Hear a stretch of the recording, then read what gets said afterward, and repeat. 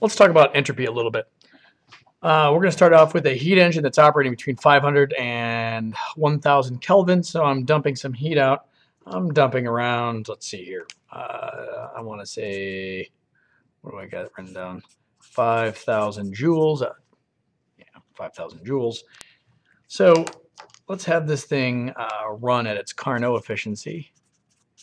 So let's see. So what's the efficiency? How much work is being done? How much heat's being dumped out? All right, pause the video, solve for these problems. I'm going to wait. Okay, you should be done by now. So now, the Carnot efficiency should be right at 50%. The amount of work that I'm doing is 2,500 joules. And the amount of heat that I'm rejecting, QC, is 2,500 joules. If you didn't get this answer, you need to talk to me tomorrow so we can figure it out together. That's there, my work that comes out over there. So this concept of entropy is how kind of disorganized the system is, but let's not get there yet. Entropy is a hard thing to measure, but I can measure the change in entropy very nicely.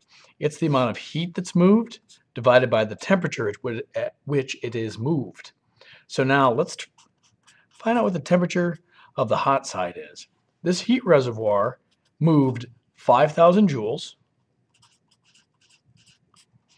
and it left the heat reservoir. Heat that leaves the system is negative, and it left at 1,000 kelvins. So the change in entropy is -5 joules per Kelvin. You don't really need, we're getting there. So now let's take a look at the cold side. What about the change in entropy of the cold reservoir? Well, I had 2,500 joules come in.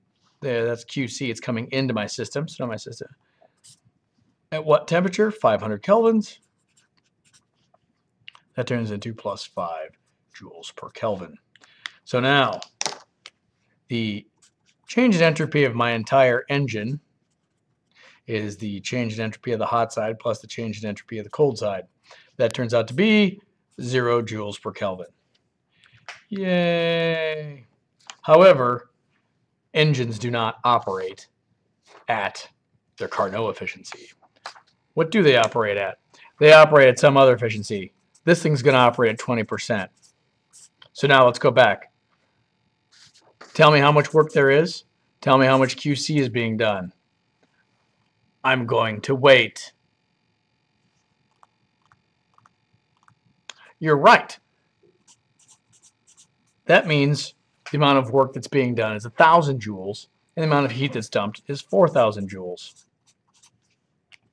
So if we look over right here, so now because I have a 20% efficient engine, the 5,000 joules come out, 20% of it goes into work. There we go. So now let's go back and let's take a look at our change in entropy again.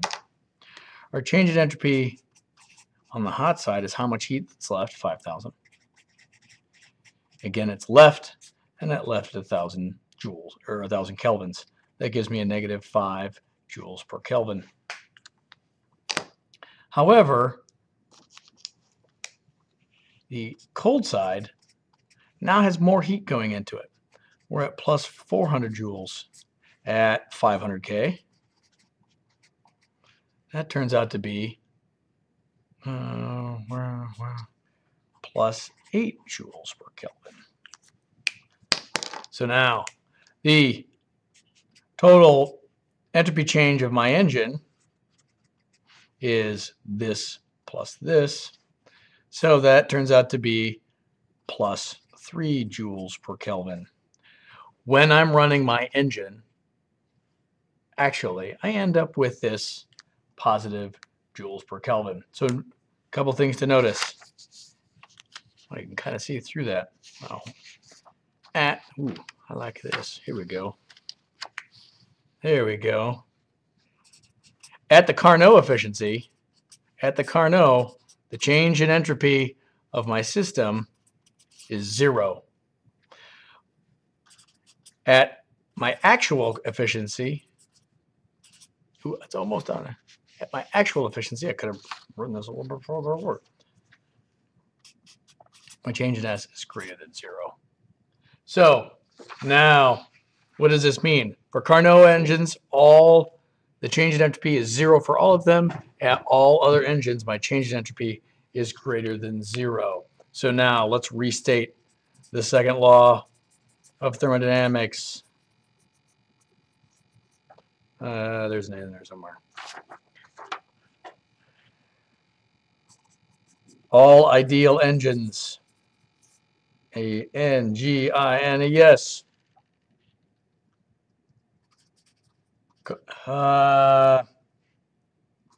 cause a change in entropy to be equal to 0. All non-ideal or irreversible, able, whatever, non-ideal engines have a delta S greater than 0.